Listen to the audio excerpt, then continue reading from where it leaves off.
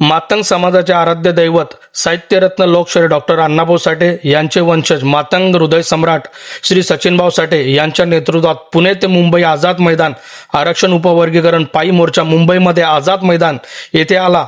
सचिनभाऊ साठे एका हाकेला हात देऊन मातंग समाजाचा महासागर आझाद मैदानामध्ये पोहोचला। हा लढा मातंग समाजाच्या अस्मितेसाठी होता। त्याचबरोबर नवी मुंबई बेलापूर मधील मातंग समाज त्या ठिकाणी बेलापूर ते आझाद मैदान या ठिकाणी मोर्चामध्ये सामील झाला। तसेच बेलापूर व कोपरखैरणे नवी मुंबई क्षेत्रातील काही समाज बांधवांनी आझाद मैदानामध्ये आलेल्या मातंग समाजाच्या बंधू भगिनीसाठी पाण्याची व जेवणाची सोय केली होती। महाराष्ट्राच्या कानाकोपऱ्यातून असंख्य मातंग समाज बांधवांनी जेवणाचा व पाण्याचा लाभ घेतला। तसेच या आझाद मैदानावरती अनेकांची भाषणे झाली।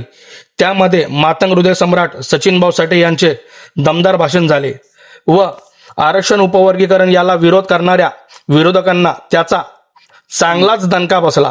सचिनभाऊ साठे यांच्या नेतृत्वात मातंग समाजाला मोर्चा मैदानात यशस्वीपणे पार पडला। तसेच या मोर्चाच्या दरम्यान पाणी वाटप व अन्न वाटप या ठिकाणी स्वतः सचिनभाऊ साठे व मातंग समाजाचे नेते श्री विष्णुभाऊ कसबे यांनी देखील या ठिकाणी भेट दिली। आरक्षण उपवर्गीकरण पदयात्रेदरम्यान असंख्य अडचणी आल्या। अनेक ठिकठिकाणी पोलिसांनी अडवले।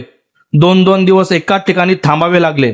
मुसळधार पाऊस, शारीरिक वेदना, थकवा, अनेक संकटांचा सामना करावा लागला। तरीही समाजाच्या न्याय हक्कासाठी निघालेली ही पदयात्रा थांबली नाही।